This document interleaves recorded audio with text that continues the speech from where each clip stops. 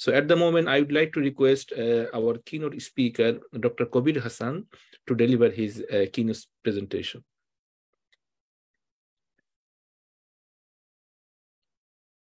أعوذ بالله من الشيطان الرجيم بسم الله الرحمن الرحيم. Can you hear me? Yes, please. Can you see my slides? Yes. Yes. Okay. Well, assalamu alaikum, everyone, and distinguished guest, and Aishath Muneeza, who is my co-author on many work, very prolific, very knowledgeable guest scholar, Dr. Mohammad Abdul Mazid, with whom I have deliberated before, Abdul Sarker, Ruhul Bhai, I know you. Also, I know about Mufti Faraz Adam and everyone else who is on the audience. So, in order to keep my chain of thought in order, I'm going to pretty much follow my slides so that I can convey a message. So, when we talk about zakat, poverty alleviation, income distribution, reduction of income inequality, so there are two dimensions of zakat. One is social dimension, the other one is economic dimension. So I'm going to just go over this concept, and then I'll move into directly connecting with the concept of zakat with different SDG goals. Then also talk briefly about a study that we have done for a benchmark study of amount of collectible zakat in Bangladesh, supported by CZM, and of which Dr. Abdul Mazid is a trustee member. And that's how I'll conclude my discussion. So let's start with the introduction. The literal meaning of zakat is what which purifies wealth or that which increases wealth, in addition to purifying the minds of the believers. Nothing but the meaning of the word zakat hints to all positive outcomes that it brings to the table, whether be it on the social or on the economic sense. The Islamic scholars have closely studied zakat, and its guidelines can have unanimously concluded that if carried out the right way, the zakat will help achieve a multitude of benefits that will allow communities to thrive. Zakat increases wealth as it serves as an economic engine and purifies souls and minds as it helps eradicate crime and corruption. So let's talk about the social implication of zakat. Zakat and social security. Poverty leads to infidelity and sought refuge from hunger vis-a-vis poverty, because hunger is a bad companion. It's coming from Sahih Hadith. In Islam, every person should be granted 5 basic rights, material needs, among others. Allah made reasonable provision for all living beings on the earth. However, the distribution patterns among countries and within countries might result in poverty. Most countries try to solve poverty by having social security system that provide the minimum economic security to their oppressed population who have no source of livelihood. And zakat in Islam comes to answer and fulfill the poor's needs, not only with financial grants, but also considering the social, cultural, and egalitarian aspect of security. So zakat versus social security in the West, as a comparison, the social security in the West, for example, unemployment insurance, pension scheme, subsidized or free health, housing facilities for the disabled, and these are financed basically by the taxpayers. And Dr. Abdul Mazid can tell, because he's in Norway, it's a good example of a social welfare state. In many Western countries, people started abusing the social security system that led to more people are benefiting and few were contributing. Higher taxes to keep the social system in place, considering that newer generation are taking it for granted, and governments failed in attempting to cut social spending to reduce taxes. There's a big debate going on in the United States, Republican versus Democrats. Active population must contribute more and more to keep the system in place, considering the upside down population pyramid and system abusers. Now, what is a welfare system in socialist countries? The communist model of social security is planned by the government and funded entirely by the employer. It covers all workers regardless of the companies or sectors they work for. The only entity who carries the burden is the employer. The system can only exist if there's a central control of the economy, that's why we call this command economy, it certainly drastically improves all aspects of the social sphere. However, this communist model of social security results in burdening employers to the point where they might collapse. Consequently, by following this model, the state meets much of the society's basic needs, but at the expense of its ability to become an economic power. Now, if we come back to the US and Europe and its critical issues, in the United States, the public welfare system expenses doubled from being 25% total government spending in the 1960s to being half the total government spending in the early and mid-1980s. And it is increasing. There's a huge debate by the two politically ideological groups in this country, Democrats or Republican. The public welfare system in the US has programs in place to help people in need. And these are the programs like social benefits, some of the money to cover basic needs, medical and hospital care, grocery or food stamp, we call this, free meals to school children, surplus food programs, and public housing. Now, similarly to the US, other countries in Europe have been seeing their government spending on social welfare increasing by the years. However, there is no improved results, especially concerning the following aspects. We talk about institutional practice. Even with the increased spending on the social welfare programs, countries have failed in increasing micro-efficiency of institutions. Inequality, most of the countries have been spending more and sometimes twice what they used to, only to stall inequality instead of removing it. So they are not reducing it, they're just stopping it or getting increased. Egalitarianism with newcomers to Western society, for example, immigrants, big issue in Europe and the US, more problems are coming around and the needy population is increasing, which makes egalitarianism unattainable. Family. Social welfare programs have shown to encourage families to break up, making them lazier, delusional, and confused. Ultranational thinking. In the welfare states, the ultranationalism is increasing. Pressure on financial capacities to resolve international issues is also ascending. And the global change, economic change, welfare systems have shown to weaken economic powerhouses as most of the spending go to social causes. Consequently, certain economies will triumph over the US and Europe, and that is already happening. Now, contrast to this system, what is the Islamic social security system?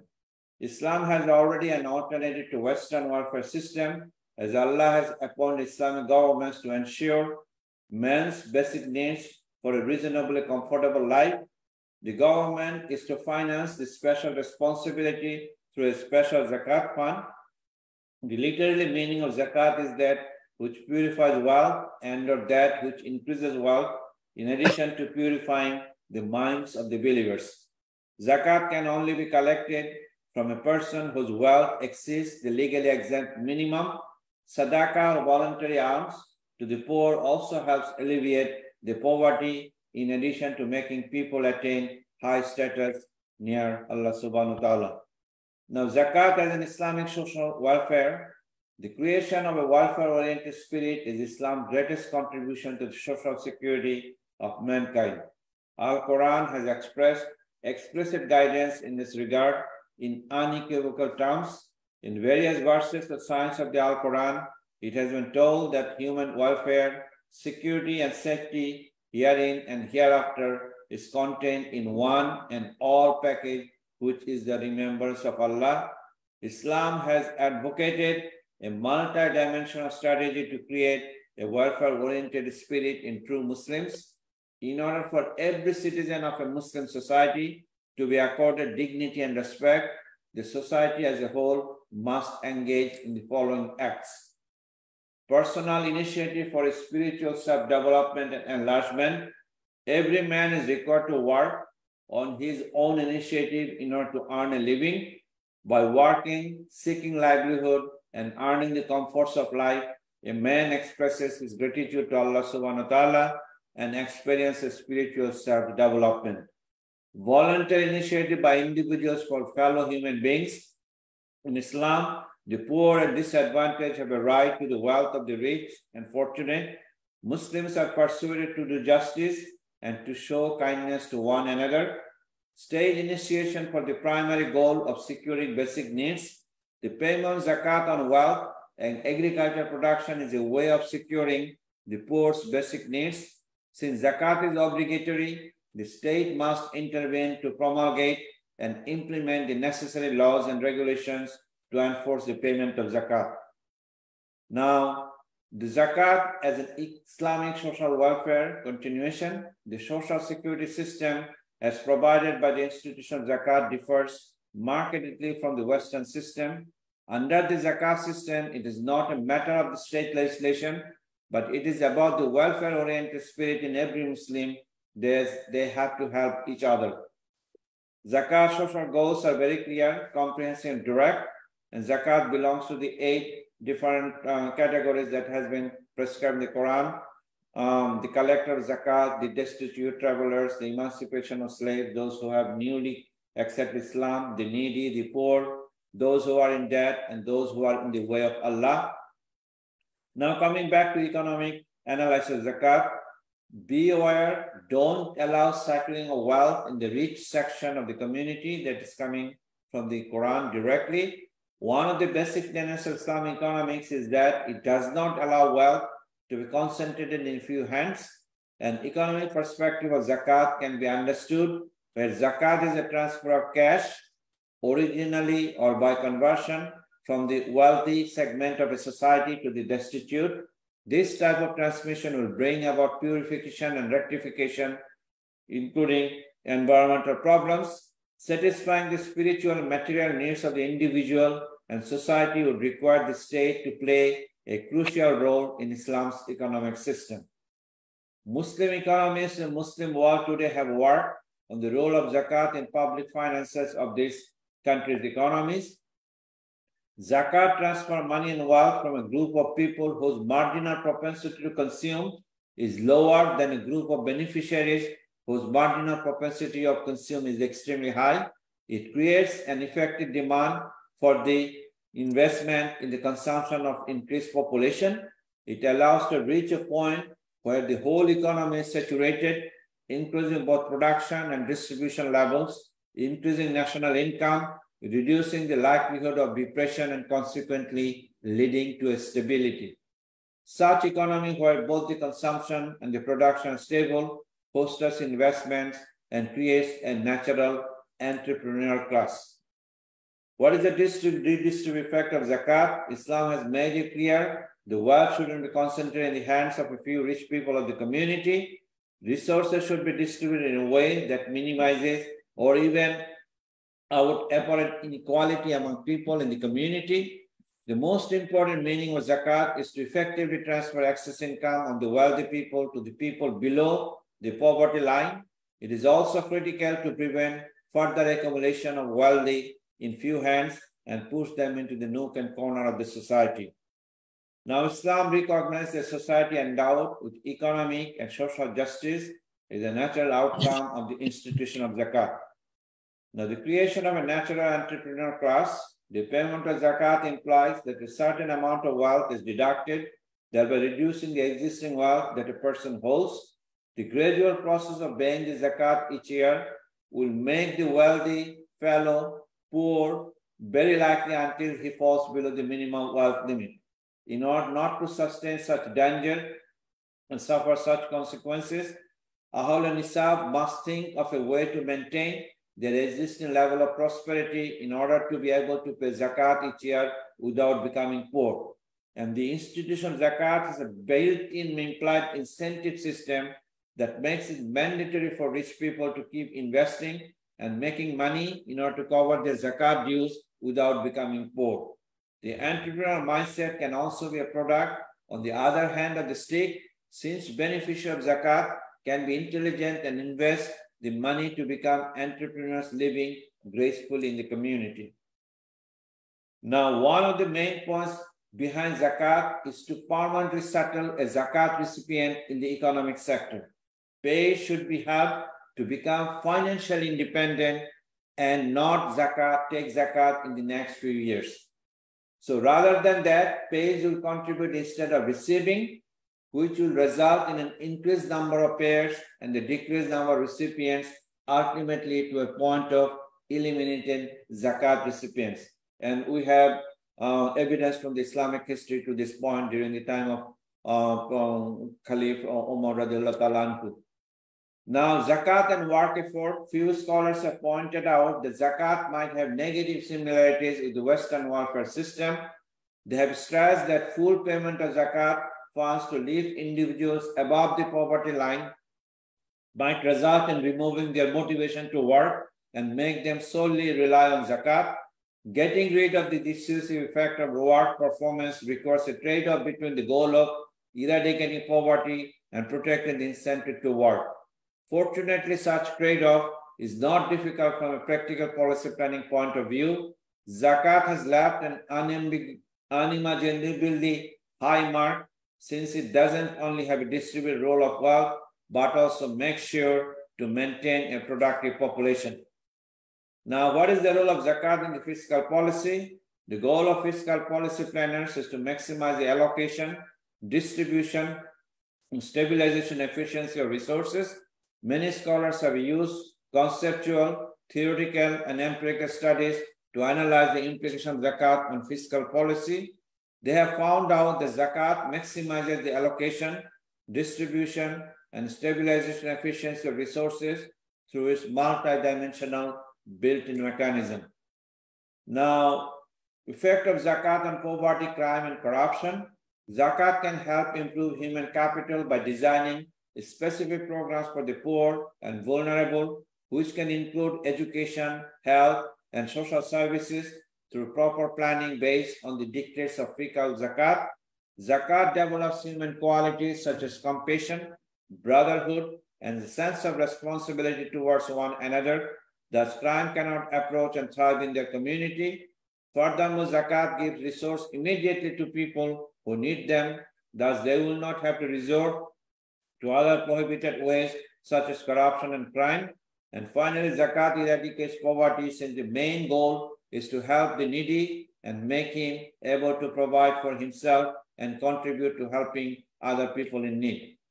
So let's try to connect with the concept of zakat with the different sustainable economic development goals. And as you know, and you have done a lot of seminar on this thing, there are 17 sustainable development goals. Now, when you talk about poverty elevation from the perspective of Islam, now there are three different ways Islam attacks the poverty. There are some measures in the Islamic state, they call this positive measures. A Islamic government, a government in Muslim country must have policies so that national income grows. They have a policy for the functional distribution of income among the people, and they have to create equal opportunity. Now, there are some preventive measures to make sure there is a control of ownership among the certain groups of people. And of course, there is a prevention of malpractice or reducing corruption.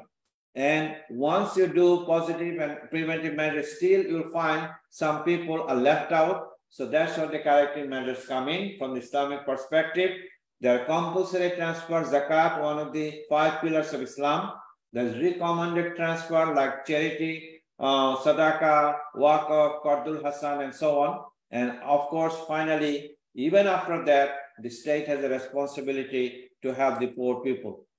Now, Islamic finance system, where we combine this called Islamic commercial finance and Islamic social finance. So when you mobilize resources in Islamic financial system, you have the corporation, you have the high net worth individuals, you have affluent individuals, you have upper middle class, middle class, and you have the Islamic financial system like Islamic banking, takaful, Islamic capital market, and what are the invest? You have sukuk investment, you have the equity funding. So you cater to the rich segment of the corporation in one hand, but you need to reduce the gap to the lower middle class and hardcore poor.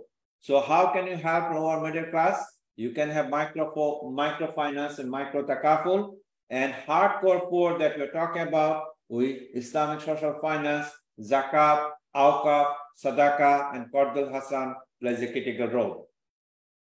Now, you know the goal of sustainable development goals It was adopted by 193 countries, also known as Transforming Our World, the 2030 Agenda for Sustainable Development. It made out 17 global goals with 169 targets. It covers social, environmental, and economic targets to address most serious issues facing people on the planet. So SDG goal number 1, no poverty. End of poverty by 2030. International poverty line defined as $1.90 or less per person per day. 10.2% of the world's workers living on less than $1.90 per day, down from 28% in 2000. So the numbers are improving. A cow in Europe subsidized by $2 per day, according to a study by Joseph Stiglitz, who was the former World Bank chief economist. Now, Islamic finance solution to SDG goal number 1. Zakat is one of the 5 pillars of Islam and can help end poverty practiced by all. Zakat al-Fitr and Sadaqah can also help end poverty. Global wealth in 2021 was 463.6 trillion USD, according to Credit Suisse. A 2.5% tax on this wealth would give 11.59 trillion in annual spending to end poverty. There's a book I want you to study. Piketty, Sowers, and Jackman also suggest wealth taxation a solution for poverty. The Quran says, so establish regular prayer and give regular charity and obey the messenger that ye may receive mercy. SDG goal number 2, zero hunger, end hunger by 2030, requires sustainable food production and resilient agricultural practices. Hunger affects 11% of the world population, which is roughly 790 million people. Nearly 25% of children, 159 billion people, suffer malnutrition, 75% in Southern Asia and Sub-Saharan Africa. So Zakatul Mal, Zakatul Fitr, Sadaqah can all be used to alleviate global hunger. And Islamic finance is a strong fit for agricultural investment, which can increase food stock supply. As Hadith, the Prophet said, feed the hungry, visit the sick, and set free the captives. Number 3 SDG goal is good health and well-being. Islamic finance can support investment into initiatives that promote good health, men and women genes, for example. Islamic investment naturally avoid investment in alcohol, tobacco, and other products detrimental to well-being. Investment in hospitals can improve well-being of the society, and Zakat fund can be used in different ways. Now, international bodies are tapping Islamic finance to raise money for health efforts. For example, the International Finance Facility for Immunization Company will use the proceeds of its sukuk to finance projects for the Global Alliance for Vaccine on Immunization. We call this GAVI project. Quran says, they ask you about wine and gambling, say, in them is great sin, and yet some benefit for people, but their sin is greater than their benefit. So Hadith, Aisha radiallahu anha narrated from the Messenger of Allah, O Allah, grant me health in my body and grant me health in my sight and make it the inheritor from me. There is none has the right to be worshipped but Allah, the forbearing, the generous. Glory is to Allah, the Lord of the magnificent throne, and all praise is due to Allah, the Lord of all that exists. Number 4 SDG goal, quality education. Again, 2030 want to achieve it. 59 million children of primary school age are out of school. Trained school teachers needed approximately 26 million by 2030. Scholarship can assist students afford an education. So healthcare and education are primary investment areas of Islamic finance today, and Zakat and Sadaqah can be used accordingly. Again, the messenger said, he who goes forth in search of knowledge is considered as struggling in the cause of Allah until he returns. Number 5 SDG goal is called gender equality, reduce or eliminate violence against women and human trafficking, reduce and eliminate genital mutilation, increase women participation in parliaments by 26% in 2022, Islam gave women rights of inheritance, right to own land, right to reject marriage proposals, etc.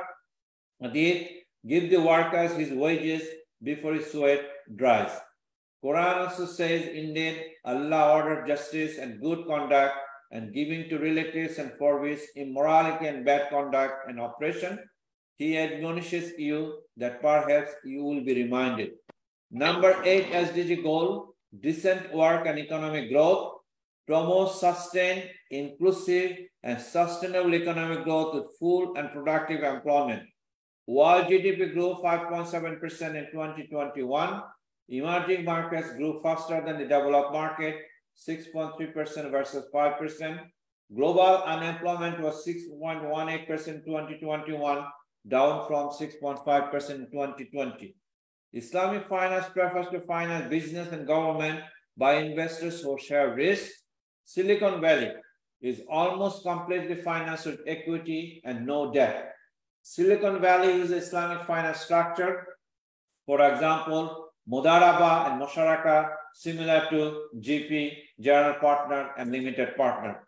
Islamic finance principles serve to insulate the Islamic financial system from excessive leverage and uncertainty, which in turn contributes toward promoting financial stability. A paper published by the International Institute for Sustainable Development argues that increasing levels of debt in the West will make Islamic banking a safer bet for investors. Now, reduce inequality within among our countries, cover income inequality due to age, sex, disability instead of labor has contributed to race, ethnicity, origin, and religion, etc.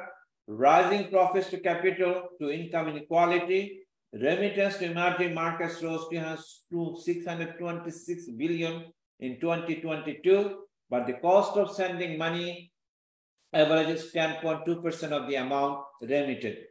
So quantitative easing by central banks increases income inequality by raising asset prices, which are primarily owned by high net worth individuals. 96% of the Americans receive the majority of income via labor, not capital. Thomas Piketty, authors of the Capital in the 21st Century, argues that income inequality can be reduced by taxing wealth, and that is essentially zakat instead of income. Now, Islam prescribes a tax on wealth, not income, through zakat. When done properly, taxing the wealthy class prevents them from accumulating too much wealth and allows the poor and middle class to accumulate more. Now, I want to spend a few minutes about estimated study that we completed and submitted a final version to CJDM, Center for Zakat Management in Bangladesh. So I just want to share the snippet of our results. Our estimate shows that aggregate potential of zakat in Bangladesh was 9,000 or almost $10 billion in 2018 to 19, while it was only 800 billion in 2000-2001. So we did a similar study about 10 years ago. We repeated this study, and this is what we find. Due to global economic shocks caused by the crash of stock in the US in fiscal 2007 and 8, you know, the global financial crisis, there was a sudden drop on trades in fiscal year 2008 and 9. After the global economic crisis, export and import of trade of Bangladesh immediately came back to its usual trend, observed the trade and economic recovery. The potential of higher aggregate zakat is observed for the following years. So this is a pictorial picture of what happened. If you look at, we have the potential zakat, the growth rate, and the linear growth rate, all three figures. So what does figure say? The aggregate zakat potential in the service sector 2018 and 19 is much higher than from the other sector and 11 times higher than it was in 2000 and 2001. Bank deposits accounted for almost $2.3 billion in the current fiscal year, which is 14 times more than when it was 10 years ago. It indicates zakat potential is incremental and rising with the contribution of sectors in the economy. For instance, zakat on shares and bonds was 18.71 million in 2000, which amounted to around 1,000 million in the most recent study that we have done. What we have done in this, we have taken different sectors we have used a methodology, we have calculated an nisab, and we have come up using a formula of what is the potential of zakat can be used. And we have also the provident fund. Provident fund is not that important. So these are the different sectors that I have looked at: bank deposit, shares and bonds, provident fund, livestock, fishery, agricultural output, mining, and manufacturing in the service sector. As you can see, the service sector is the highest, bank deposit second. This is where the money people put their money in. From the relative comparison, we find that the service sector giant contribute to aggregate what, adding 30% the value. Second highest contributor comes from bank deposit, which makes up 23% total zakat value. Both shares and bonds in the manufacturing sector contribute only 10%. The fisheries sector has the same contribution level, 3% in the aggregate. Pension fund marks the lowest contribution. Zakat on agricultural output is much more significant in forecasting potential zakat. It contributes 50% of the total. So these are the different ways the sectoral implication of different sectors contribute to total value of zakat in Bangladesh. So this is the gist I want you to remember. Our estimate shows that around 35% national revenue, and we have the former tax collector of Bangladesh, Dr. Abdul Mazid, and 21% of the national budget could be generated from the potential zakat in Bangladesh during 2018 and 19. Overall potential of zakat collection potential is approximately 4% of GDP of Bangladesh. It is undoubtedly positive indication of zakat increment, since it can help reduce the income disparity with the economic growth. So this is the implication: zakat as a percent of national budget, zakat as a percent of national revenue, and zakat as a percentage of GDP. Now we have poverty alleviation problem. Let's delve in a little more. Poverty alleviation generally accept the most serious problem. Already spoke about it. All the schemes of poverty alleviation which aim to assist in cash or kind have the risk of underserving non-poor queuing up for the assistance. It is usually very difficult to determine who deserves and who does not accept the cost of violating the personal privacy of the poor and the risk of injuring personal dignity. Some deserving people hesitate to line up for help for reasons of self-respect and personal dignity. There is satisfactory demand of bringing such people into the social safety net. Aisha and I have done some work how we can revolutionize this distribution mechanism so that we do not encroach on somebody's dignity. So how to overcome this problem that you talked about in the previous slide? Poverty alleviation should be made a private sector. So this is our conjecture, private sector project. The government should operate through the private sector and not undertaking direct role. It should encourage the philanthropists to organize themselves as NGOs, enact enabling statute, issue guidelines, create a record-keeping system, and a mechanism for oversight and accountability. And if you read the history of zakat during the time of Harun Rashid, because of malpractice by the state institution, it was stopped. And in Islamic history, we have the both example, the zakat collected and distributed by the government, distributed by a non-governmental organization.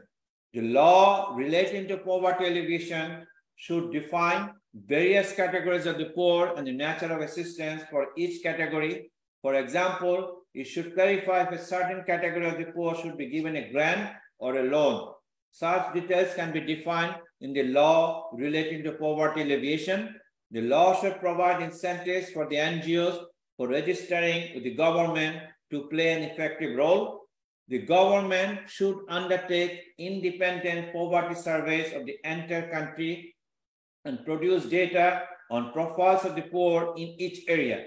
The data should be available online and updated regularly. The survey should be a continuous activity. Number 5, it should be possible for the NGOs to check from the government database the profile of every person who has applied for help from charity funds. It should also be possible to data about persons who deserve charity but have not applied for help and thus not registered as applicants. The government should create a compliant handling mechanism to redress any abuse or misabuse of public donations by the private sector. and government should have a mechanism for protecting the whistleblowers, for minimizing abuse of the public donations by the organization involved in poverty alleviation work. There is some istihad of zakat that we can and the researchers should take on, like for example, exemption limit of zakat, the comparison between nisab when you calculate between gold and silver, 1-year term, rates of zakat, condition of growth, zakat and income tax, zakat on agriculture process, disbursement zakat, and incident zakat, progressive or not. So let me not last 3 slides. In the context of Bangladesh, the government of Bangladesh should reform the zakat system so that it would be robust, reliable, and aligning with the National Board of Revenue, raise evidence-based awareness about the potential of zakat in Bangladesh and its contribution to achieve SDG targets. You know, Bangladesh became independent in 1971. There was not a single study funded by the government to see whether the non-tax revenue potential of government revenue in Bangladesh. It's very unfortunate. Government can integrate zakat in their SDG financing plans, and development partners can seek out zakat agencies and new co-financing partners. Encourage zakat-related organizations, for example, CJDM, to explore and utilize collected funds to support productive development projects and programs that enhance people's livelihood and human development. The government of Bangladesh can utilize the resources of zakat in the poverty reduction strategies, maybe aligning with the service of CJDM. The following ways can help achieve the goal: encouragement of generosity, ensure that the law is followed, and the altruistic conduct is instilled, bringing about peace and justice, serving as a social safety net, implementing a riba-free economy, discourage beggary through promoting human fraternity and self-respect. So what are some specific tools the government can do as a partnership between government CJDM collaboration? A stringent criteria for the inclusion in zakat collection allocation should be campaigned. 2 separate bodies should be formed for zakat collection from the individual and corporate level. Coordination is a must condition between them. Like budget allocation, government will set a target of potential zakat collection and publish the national zakat report annually. A digital financial service should be operated in accordance with the Sharia. The CJDM services can be used to implement a system as a non-government private sector entity. Tax rebate for zakat payers should be implemented to increase the amount of zakat collection. We can learn from the example of Malaysia as well as Indonesia. A separate IT section can be developed to take care of the data and information side. And that is all, my dear friend, for listening to me. I'm sorry I have taken a little longer than I was given. Thank you very much, Dr. Mohammad Kabir Hassan, for his keynote speech. I have nothing to say about the degree and the standard of the quality of the deliberation that he has just done. So a lot of thanks from all of our panel members, and especially from this center and the webinar, to Dr. Kabir Hassan. And we definitely pray for his more contribution to the whole Ummah, to the whole Muslim nations. And we also expect a more contribution. Definitely he has done a lot, and we can see his profile in the website and in a lot of sources. But we also expect a more contribution for this nation in the future.